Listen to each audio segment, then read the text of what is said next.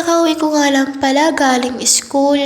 Iniisip ko kung anong gagawin kasi naboboring na ako. Naisip ko kung unahin ko muna kaya yung assignment ko. Ito nga pala yung pinapagawa sa amin ng teacher namin. Hindi ko nga natapos, kaya yun, dito ko na lang sa bahay isinuloy.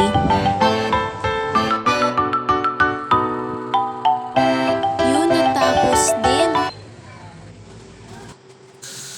Nagugas na din pala ako ng plato pagtapos ko magawa ng assignment ko.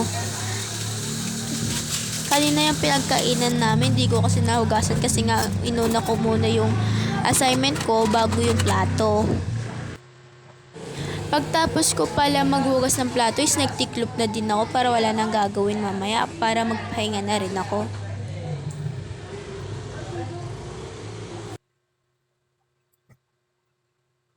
Tapos na ako. Bye mga Marites!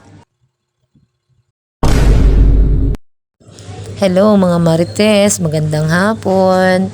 Maaga tayo ngayon, dalawa lang OT, kaya maaga ako magluluto at maglalaba.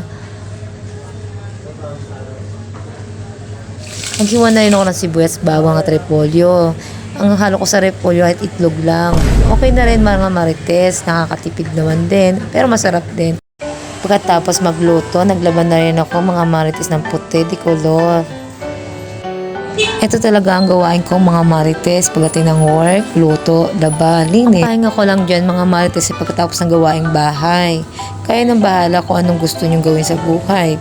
Pero ito ang gawain ko kasi mga Marites pag uuwi ng trabaho.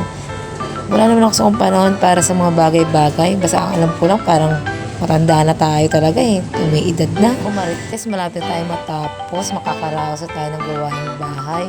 Mamaya magpapahinga muna ako ng konti. Mga Marites. Kaya mga Marites, chika nyo nga sa akin kung anong gawain yung araw-araw. Tapos na ako dyan mga Marites. Chikahan nyo ako sa susunod na araw Magandang gabi sa inyo mga Marites. Pahinga na rin kayo. Good night!